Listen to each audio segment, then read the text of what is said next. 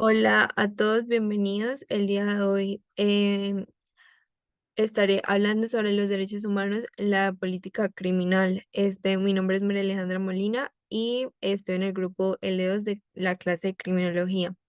Bueno, inicialmente quería darles una contextualización acerca de cómo se ve el panorama jurídico respecto a los derechos de las personas privadas de la libertad en un lugar como nuestro país, que es Colombia.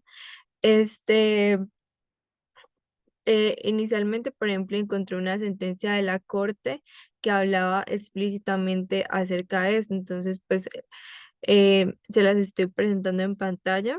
Este dice, me va a permitir leer unas partes y dice que los derechos de las personas privadas de la libertad son universales. Dice que sin importar cuál haya sido el crimen o la falta, de que estos siguen siendo seres humanos y que se les va a seguir garantizando sus derechos, de que aunque estas personas hayan violado la dignidad de otra persona, que en este caso sería la víctima, estas personas se siguen reconociendo como seres humanos y siguen teniendo los mismos derechos, y estos deben ser respetados y protegidos y garantizados. Entonces, aquí dice, por ejemplo, las negaciones a unos derechos básicos de las personas en prisión implican necesariamente afectar la dignidad de las personas y con ello el sentido y la protección de los demás derechos. Los derechos fundamentales representan un todo, diversas facetas de la misma protección al ser humano. Los derechos fundamentales de las personas privadas de la libertad son interrelacionados e interdependientes. Unos dependen de otros. Esto es, además de ser indivisibles y formar un todo de protección. Entonces aquí, por ejemplo, colocan el ejemplo de que para que ellos tengan una vida digna, deben tener el derecho a la alimentación, porque si no, aparte de afectar su vida digna, también afectaría a la salud y a la integridad y, e incluso a la vida, que son otros derechos fundamentales y derechos humanos. Entonces, prácticamente eso es lo que dice las leyes, la ley en Colombia, de que los derechos de las personas privadas de la libertad son universales y que estas personas se les debe garantizar así hayan cometido los actos que hayan cometido, que se les debe seguir viendo como a seres humanos. Por otro lado, voy a nombrar más o menos cuáles son los derechos humanos de las personas privadas de la libertad, que se rigen bajo varios principios. Esto lo encontré en la Comisión Interamericana de los Derechos Humanos, eh, la cual pues eh, lo utilizan mucho de referencia en jurisprudencia aquí en Colombia. Entonces, pues yo encontré varios. El primero que encontré fue pues el trato humano, que es básicamente que toda persona privada de la libertad está sujeta a una jurisdicción de cualquiera de los estados miembros de la Organización de los Estados Americanos. Y pues básicamente es de que se respete su dignidad, la cual es inherente. Otro que podemos ver es la igualdad y la no discriminación, y es que toda persona privada de la libertad será igual ante la ley y tendrá derecho a la protección de la ley y a los tribunales de justicia. Y además de eso también tendrá eh, derecho a conservar sus garantías fundamentales y a ejercer sus derechos. Pero ahí habla como de que hay una excepción en los cuales esto se limita o se restringe temporalmente. Bueno, aparte de eso, también habla de la libertad personal, entonces ahí habla sobre varios principios, sobre la privación preventiva de la libertad, también habla sobre el principio de legalidad, que básicamente habla de que eh, ninguna persona puede ser privada de su libertad física, salvo por las causas y en condiciones establecidas con anterioridad por el derecho interno, y toda vez que sean compatibles con las normas del derecho internacional de los derechos humanos. También en la siguiente, habla sobre el derecho al debido proceso, de que toda persona privada de la libertad tendrá derecho en todo momento y circunstancia a la protección y al acceso regular a jueces y tribunales competentes, independientes e imparciales establecidos anteriormente por la ley. También habla del control judicial y la ejecución de las penas y es del control de la legalidad de los actos de la administración pública que afecten o pudieran afectar derechos. Garantías o beneficios reconocidos a favor de las personas privadas de la libertad, así como el control judicial de las condiciones de privación de libertad y la supervisión de la ejecución. También está la petición y la respuesta, que es que las personas privadas de la libertad tendrán derecho de petición individual y pues colectiva y a obtener razones y respuestas de parte de las autoridades judiciales, administrativas y otra índole. Em, Como por ejemplo, no sé, que hagan una tutela o algo por el estilo y pues ellos siguen teniendo pues el derecho a presentarla y también a tener una respuesta al respecto. También dice derechos y restricciones y es de que las personas privadas de la libertad gozarán de los mismos derechos reconocidos a todas las personas en los instrumentos nacionales e internacionales sobre los derechos humanos. O sea, nuevamente se reitera de que estas personas, a pesar de que estén privadas de la libertad, siguen teniendo eh, sus derechos humanos y que son universales y que no se les puede violar. ¿Qué otra cosa? Los derechos de y restricción. Bueno, también está el ingreso, el registro y examen médico y de traslado, que es como el procedimiento que se le debe hacer a la persona en el momento en el que ingresa a una penitenciaría. El ingreso sería que las autoridades responsables de los establecimientos de las personas de la privación de la libertad no permitan el ingreso de ninguna persona para efectos de reclusión o internamiento, salvo si están autorizados por una orden de remisión o de privación de la libertad. O sea que ninguna persona que no esté em, judicialmente mandada a ser privada de la libertad, pues no lo pueden recluir en estos lugares, en estas penitenciarías. El registro, que son los datos de las personas ingresadas a los lugares de privación de libertad, deben ser consignadas bajo un registro oficial, el cual será accesible a la persona privada de la libertad, a su representante y a las autoridades competentes que la necesitan. También hacer un examen médico en el que toda persona privada de la libertad tiene derecho a que se le practique un examen psicológico, físico, que sea imparcial y confidencial, este, practicando por personal de salud, practicado por personal de salud idóneo, o sea, por médicos y, o pues si es psicológico, pues por un psicólogo o un psiquiatra. Bueno, y en lo del traslado dice que los traslados de las personas privadas de la libertad deberán ser autorizados, este, y supervisados por autoridades competentes, quienes representen en todas las circunstancias la dignidad y los derechos fundamentales y tomarán en cuenta las necesidades de las personas que están privadas de la libertad en lugares próximos y cercanos a su familia, su comunidad, al defensor, o sea, como que digamos, si yo cometo un crimen y yo he vivido toda mi vida, no sé, en Bucaramanga, pues que lo ideal y que el traslado ideal sería que fuera aquí en la cárcel de Bucaramanga o si nos vamos un poquito a la cárcel de Girón, pero que no me pueden enviar, o sea, en la realidad sí lo hacen, pero de que lo ideal y según lo que dicen los derechos humanos, sería que lo ideal es que me pusieran aquí, pero pues en la realidad, pues puede ser que, por ejemplo, me manden a un lugar como Valledupar en el que, no sé, no tenga a mi familia cerca ni nada por el estilo. Entonces, aquí dice que esto es uno de los derechos humanos que las personas privadas de la libertad tienen, que es el de un traslado como acorde a su situación y a donde esa persona se sitúe y donde esté situada su familia y su defensor y todo eso. Bueno, ¿qué otra cosa? Bueno, lo de la salud, ya, pues aparte de que se le registre, se les haga el examen médico, pues ya lo de la salud se enfoca más a que estas personas tendrán derecho pues a la salud, igual que cualquier ciudadano.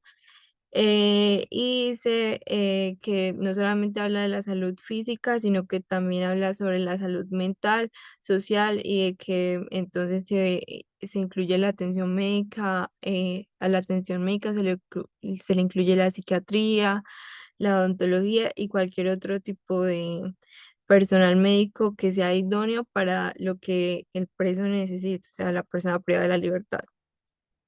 Este, Debido a que, por ejemplo, no sé, hay altos niveles de hacinamiento y eso muchas veces hace que hayan muchas enfermedades como, no sé, tuberculosis, es algo que se ve demasiado. Entre otras cosas está la alimentación y el agua potable. La alimentación es de que obviamente todas las personas privadas de la libertad tienen derecho a recibir una alimentación que responda en cantidad, calidad y en condiciones de higiene y que tengan una nutrición adecuada y suficiente. Y de que también considere cuestiones culturales o religiosas, como por ejemplo, no sé, si tienen a presos o sea, la población carcelaria es muy diversa, ¿no? Puede que existan personas que sean adventistas o de cierta religión que, por ejemplo, no consuma carne. Entonces, como que la alimentación también debe tener eso en cuenta. También debe existir agua potable. ¿Qué más? También está el albergue y condiciones de higiene. El albergue es de que todas las personas privadas de la libertad deben disponer de un espacio suficiente, deben disponer de exposición diaria a la luz natural, ventilación y calefacción apropiada, según las condiciones climáticas del lugar de la privación de la libertad. También dice que tener condiciones de higiene. Dice que las personas privadas de la libertad tendrán acceso a las instalaciones sanitarias higiénicas y suficientes que aseguren su privacidad y su dignidad, y al vestido, que es que em, debe ser suficiente y adecuado a las condiciones climáticas en las que se encuentran y nuevamente también que se encuentren de acuerdo con su condición religiosa y cultural. O sea, por ejemplo, digamos en una cárcel o en una penitenciaría de mujeres, si existen mujeres que no utilizan, no sé, pantalones, porque hay algunas religiones que no lo permiten, entonces que la ropa que se les suministre sea de acuerdo con esto. Aunque aquí en Colombia lo que más se ve es pues de que las familias son los que les llevan la ropa, ¿no? También dice que tienen el derecho a educación y actividades culturales, por ejemplo, a la enseñanza de la primaria. También dice que garantizan servicios de educación proporcionados en los lugares privados de la libertad, o sea, en las penitenciarías. Y entre otras cosas, también dice que se les puede garantizar el trabajo y, o sea, que ellos tienen derecho a trabajar, a tener oportunidades de trabajo y también a recibir una remuneración adecuada y equitativa por ello. Y de que aparte de esto también ayuda a promover sus capacidades mentales y físicas y a promover la reforma y la rehabilitación y la readaptación social de los condenados. Y pues esto como que estimula e intensiva también la cultura del trabajo.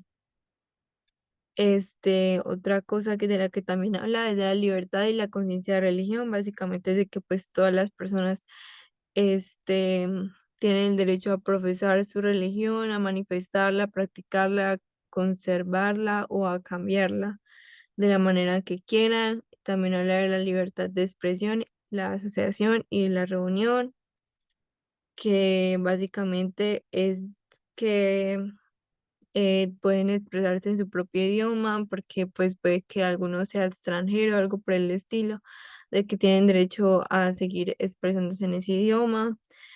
¿Qué otra cosa? Ah, bueno, aquí hay una que es súper importante, que aquí dice que es de que deben garantizarles que hayan medidas en contra del hacinamiento. El hacinamiento, por si no lo saben, es cuando hay muchas personas, hay una sobrepoblación en un lugar de personas.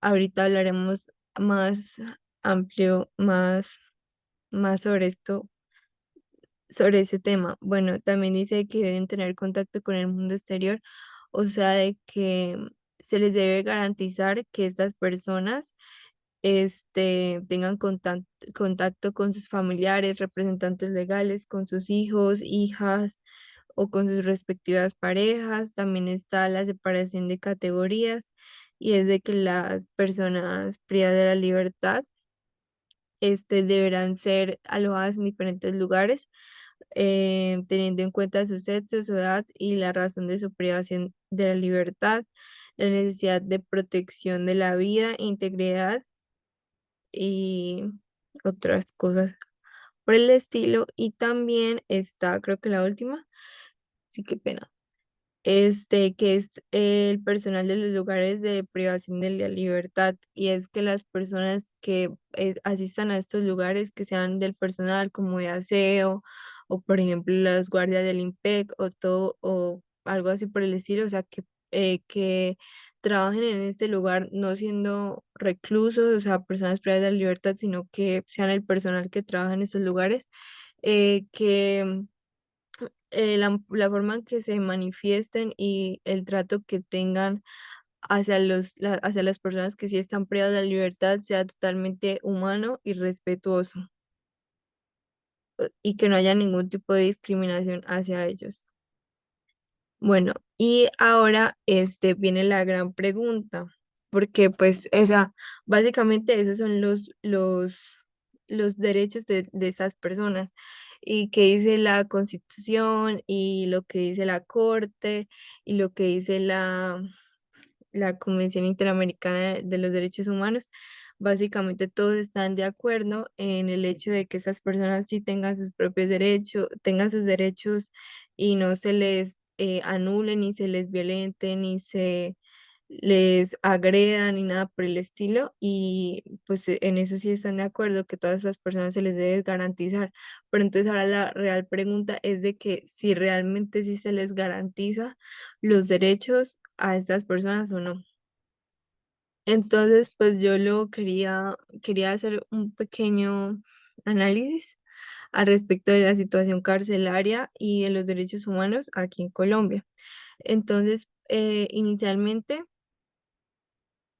yo quería hablar de que, por ejemplo, aquí en Colombia, hasta enero de 2022, según los datos del Instituto Nacional Penitenciario y Carcelario, que es el INPEC, hay alrededor de 97.850 personas que se encuentran en condición carcelaria de más, o sea, ya ha aumentado la cifra, pero hasta ese momento habían esa cifra de personas que se encontraban en condición carcelaria, o sea, que estaban privadas de la libertad. Y esa cifra es una muestra de la sobrepoblación y del hacinamiento carcelario que existe en nuestro país, porque se supone que la capacidad límite carcelaria que existe es de 82.232 reclusos.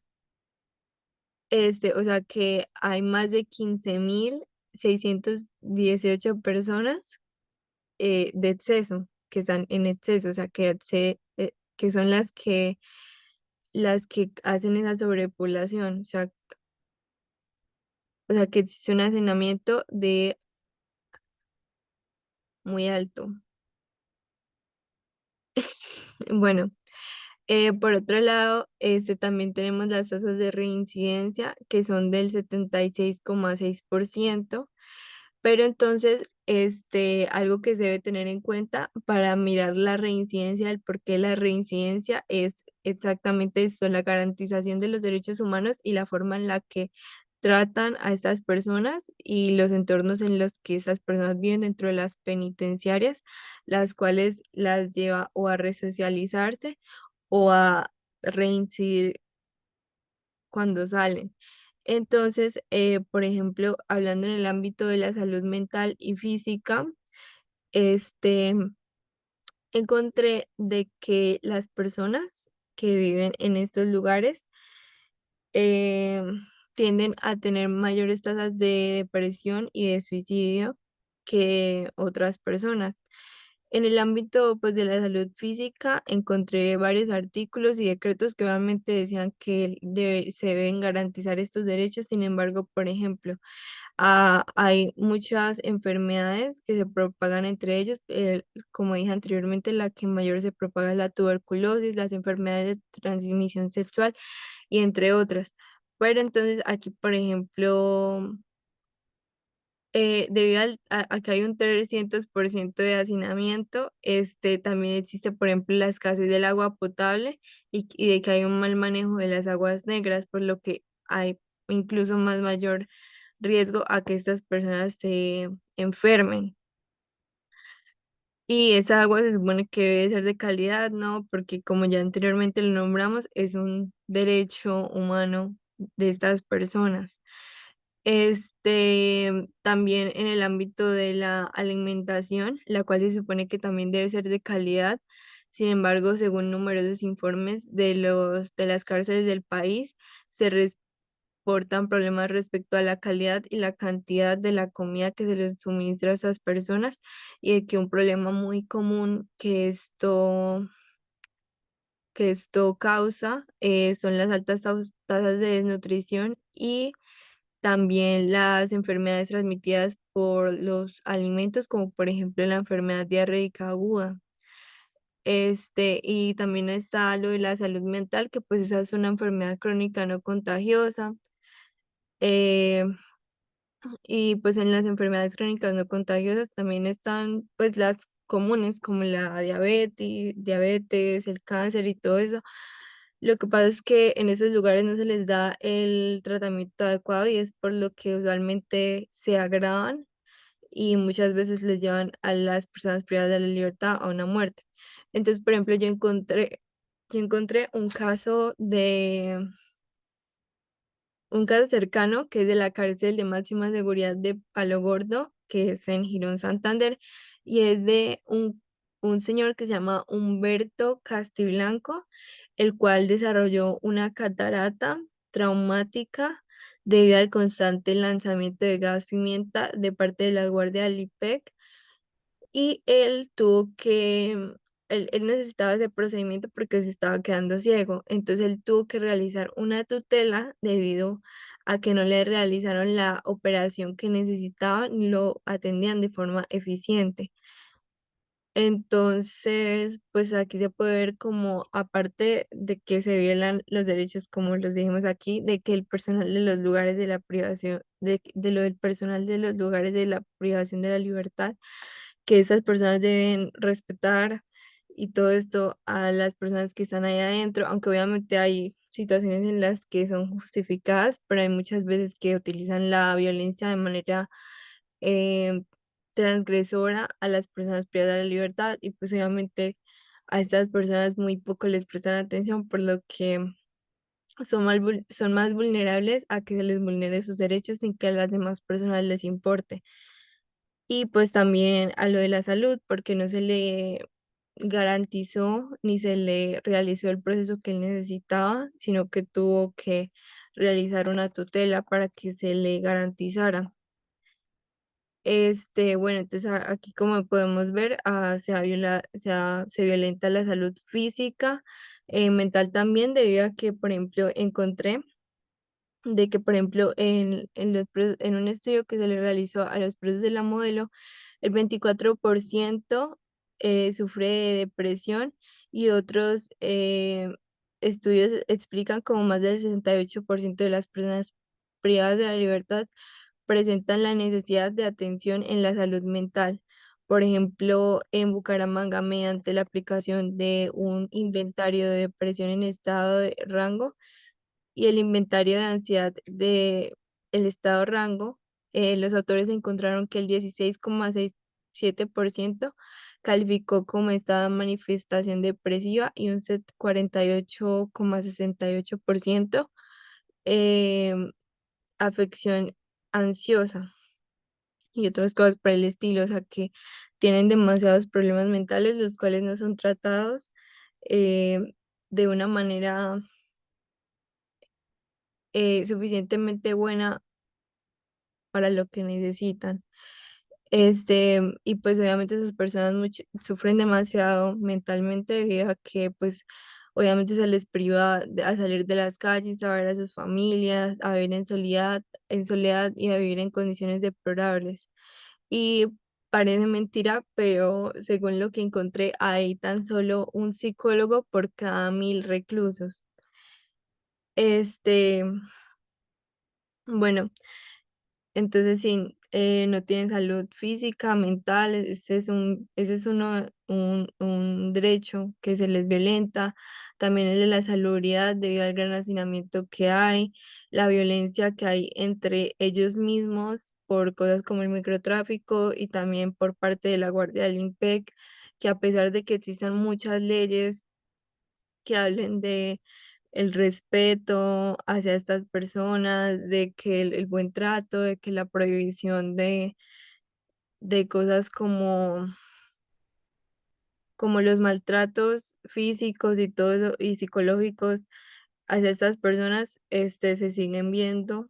Y bueno, ya eso fue todo. Muchísimas gracias. Estas fueron las referencias que yo utilicé. Y ya, muchas gracias.